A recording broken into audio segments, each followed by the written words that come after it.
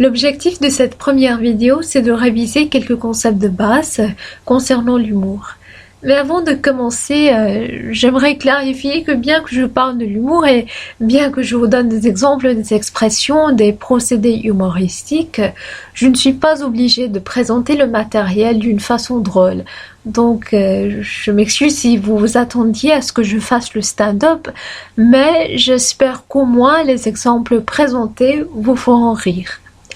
Ceci mis au clair, on peut commencer. D'abord, qu'est-ce que l'humour ?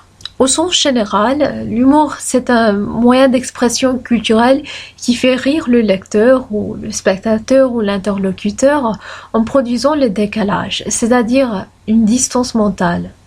Si on partage le même code culturel de l'écrivain ou de l'humoriste, le décalage créé peut nous permettre de rire même à propos des choses sérieuses comme des atrocités ou des malheurs.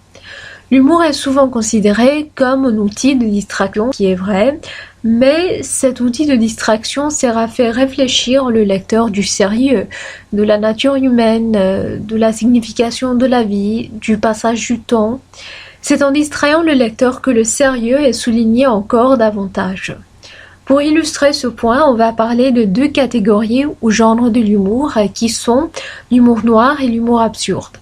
L'essentiel, c'est que vous compreniez que l'humour peut avoir une fonction didactique et peut traiter des sujets sérieux. Ce thème sera repris encore et encore dans le cours. Passons maintenant à l'humour noir.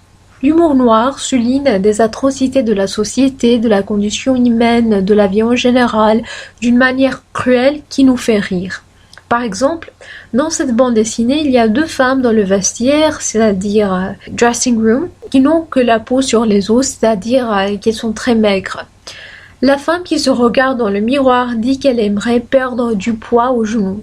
Ça nous fait rire parce que cette femme est déjà très très maigre, donc son commentaire est un peu ironique. Effectivement, le dessinateur voulait souligner le problème de la condition féminine de notre époque, où les femmes qui ont une piètre image de leur corps se laissent presque mourir de faim pour répondre aux attentes contemporaines de beauté.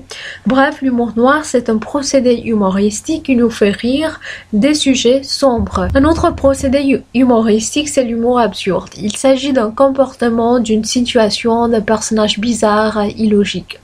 Ce passage de la cantatrice chauve, qui est une pièce de théâtre très célèbre, ce passage nous présente une situation et des paroles tout à fait incongrues, c'est-à-dire bizarres.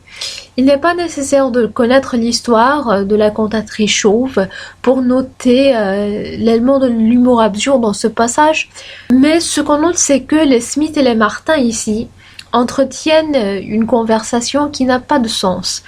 Les personnages disent n'importe quoi. Monsieur Smith parle des chiens avec des puces, les femmes jouent avec la langue française en utilisant la figure de l'allitération, et Monsieur Martin parle de voler un bœuf. Il n'y a pas vraiment une progression logique au niveau des idées présentées dans cette conversation, ce qui fait que la conversation est absurde et même un peu drôle. On voit que même dans cet exemple, l'humour s'utilise pour parler du sérieux. Le fait que tout le monde parle, surtout des choses illogiques et anodines, fait référence à l'idée que l'être humain parle parfois sans avoir rien d'important à dire. On parle pour le principe de parler, tout comme les Smith et tout comme les Martin, la cantatrice chauve. On parle simplement parce qu'on peut parler. On parle sans réfléchir et surtout sans écouter des autres. Bien, on a parlé de la définition de base de l'humour et puis des deux procédés humoristiques, de l'humour noir et de l'humour absurde. Mais l'humour noir et l'humour absurde ne sont pas les seuls procédés de l'humour. Il y en a plusieurs, enfin. Les voici. Eh bien, merci d'écouter. Dans la prochaine vidéo, je vais parler du comique de situation.